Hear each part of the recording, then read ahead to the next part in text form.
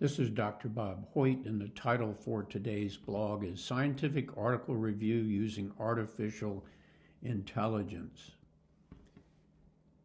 Now that you have so many large language models like ChatGPT and GPT-4, you definitely can upload text documents such as PDFs and ask it to generate a summary.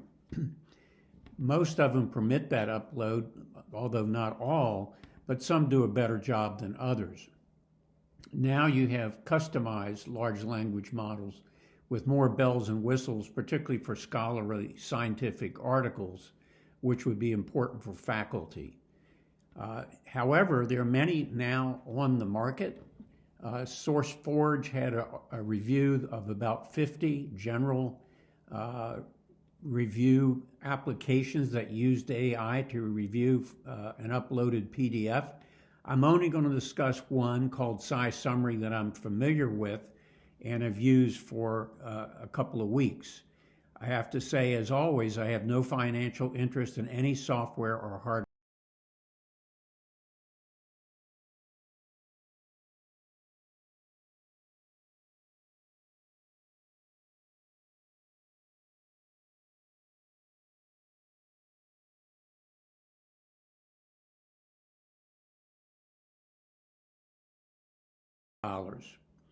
Now this is what the first page looks like, and you can see at the top dashboard, which basically is what articles have you already uploaded, and you can add articles there. But what I missed initially was this search for articles.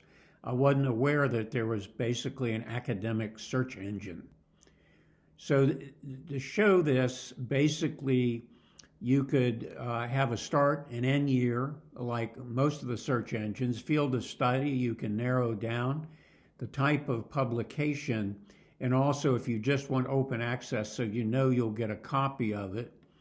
And you can again search for concepts within the uploaded articles, and you can search for articles you've already uploaded.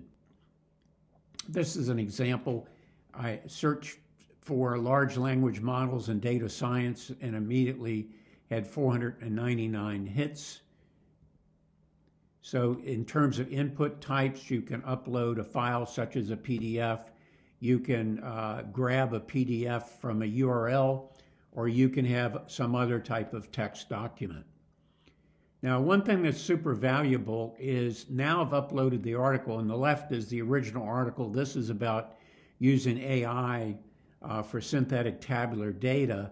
And on the right is the summary. You also get an emailed summary when it's done, by the way.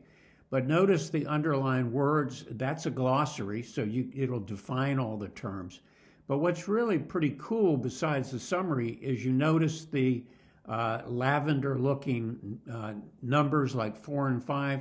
Click on that and that'll take you to the page of interest. So if you see a comment in the summary that interests you, then you can go straight to that page and drill down further. And there's a chat function, which is where you really drill down. So for instance, I looked at the summary and said, well, they used an obesity data set I'd never heard of, so where did that come from? And it told me, and it basically says it's on page 37.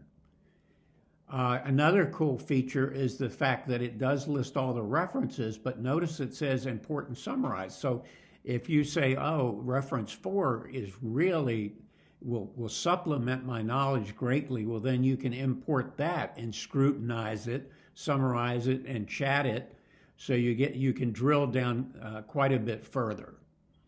You can isolate the images and download them. You can also do multiple articles at the same time and get a summary, apparently up to 25 articles.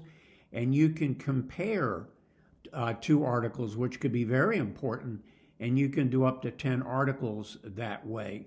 Notice that you have options in terms of configuration, such as summarize, the length of the summary, and the language.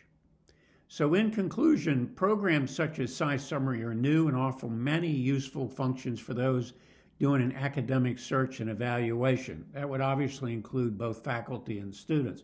They offer much more than just article summaries that you would get from, for instance, ChatGPT or Claude 2.